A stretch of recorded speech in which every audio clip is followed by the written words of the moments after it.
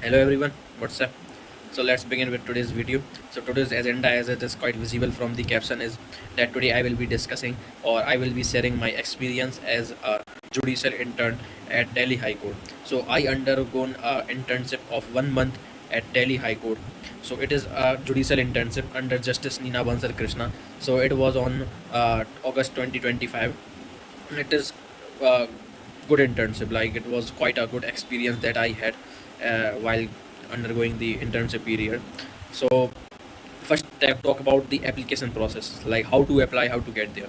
So there are various methods or various techniques on how you can get it there, and one of the most easiest way to get there is by source. Obviously, by source you are having good source, then you can get internship anywhere and wherever you want. So first thing is this. Otherwise, second thing, you can just apply on LinkedIn. You should be having a good profile at LinkedIn. So firstly search the justice name of from on the Google, and then if you want to do a internship under a particular justice, then search on a LinkedIn law researcher with HMJ so and so. So the law researchers are basically, they are attached before a judge. They are 4 5 in number, so their duty is to draft judgment and research work. So they are the authority who actually appoints the interns for the 1 month or 2 month or any kind of duration period. So they are actually above you. They are the sole responsible for appointing the interns. So you can directly contact them on LinkedIn and you can just say that I am interested in doing an internship, or I am requesting you to please accept my application this so and so, and please attach CV there, or else ask the email ID of their his of the LR. In short, we used to say LR to law researcher, right? So this is second method, and third method is very organic type. You should go to administration block of High Court of Delhi High Court. There you can apply with an application, your CV, your Aadhaar card, and some other details which I am not well aware about. And you then, if possible, you should go visit personally the PS room or personal secretary room of the judge. So actually, every justice having a personal secretary, and they are having their office near to their courtroom. So you can have to visit on your legs on that office with your application and just drop that application there. So if he is interested, and he will call you back, or he will call for the interview. Otherwise, in first or second method, there is no requirement of interview or any kind of formalities for confirming the internship. So this is the thing on application. And now I'll talk about the experience. So uh, there are actually various kinds of work in various courtrooms. First and most popular work is of making the case briefs, or in common parlance we say pesi banana. So what is this pesi? It is like a petition in short, abridged version of a petition. So as you know, the petitions are filed in high court: appeal petition, writ petition, transfer petition, and so on and so forth. So the PACI consists of only the impugned order portion, and what are the grounds that the petitioner has taken uh, while pressing the current petition.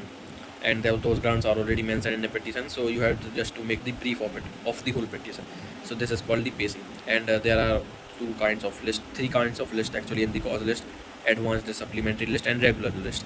So on the advanced list, the matters are on the argument stage, and they are on the final argument, and they are dated matters, like after notice matters, on when which case the cases in which notice has already been issued, and or else if the argument was not concluded in the last date of hearing, so they are just deferred to this date of hearing. So these are the advanced list matters. So you have to prepare the case briefs for those matters only.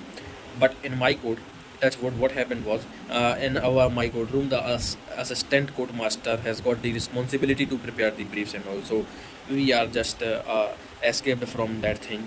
And similarly, the LRs also do not have that kind of work to do, like for make or like of making the case brief and all. So actually, so in other courtrooms, this is the only work that you are supposed to do as a judicial intern. And if LRs have burden of researcher work and or drafting work, so they will definitely give you that work also. And so in our courtroom, there is no work of making case briefs for us. So they asked us to make research note or research note, or uh, uh, research note and basically the drafting work and all. Drafting is not so much, they do not trust on us, so they do not give much drafting work. And yes, research work is the most primal importance work. So the research work they used to give, and the case briefs, the we are required to make the case briefs on those cases in which the orders is reserved or they are order in chamber. They are termed as order in chamber. So on only on those cases we are supposed to prepare the comprehensive case brief, so that the justice will just look up the order case note or case brief, and can go well versed and can have a good idea of what the petition is. So accordingly, she can pass the judgment. So their first work is case briefs, and second work was of research work. They used to give us a research proposition on a case which is undergoing an argument, or which is on the case in which judgment is served. So we have to research case laws on that.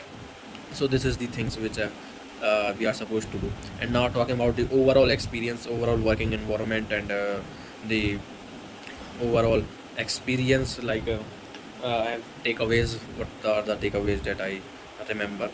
So talking about the experience, it is a good experience because senior advocates and most professional advocates, most celebrated advocates argue before you, and they are like a veteran in their field. So they come with huge lot of experience, and they are thorough with English language, and they are well versed with the law. So they are the genius of law. And so yes, that is very insightful to hear the argument from the legal luminaries, which are most famous, popular, and they are experienced. So that is one thing. And second thing, takeaway, if you are going to have an internship or judicial internship, then you should make a note of every single thing which you observe in a courtroom. For example, and if there is a petition of bail application, sorry, bail petition, so you should have the mention the ground for bail. You should not deviate onto the appreciation of evidence, and what is the condition of the convict or under trial prisoner, or any or accused, like what is happening in his family. And do not beat around the bush, just focus on the why you do not want to continue the custody of my client. So this is the thing, and those grounds I have discussed in earlier video. I am not going to that. So the bottom line is, in a nutshell, I will just say that you should know the basis of your application. Like you should not forget the title of your petition. Like if it's a bail, then stick on the bail grounds only. Do not jump over the appreciation of evidence on police statement, this that. No, this will all go in vain, and justice will not even hear it. So this is the thing about drafting, and this is the one takeaway which I am having with me. So yes, these are the things that I would want to discuss with you today. So let's close this video, and I hope you have gained some knowledge, some wisdom, words of wisdom from me. So if you learned anything, then please do like, subscribe, and drop a comment.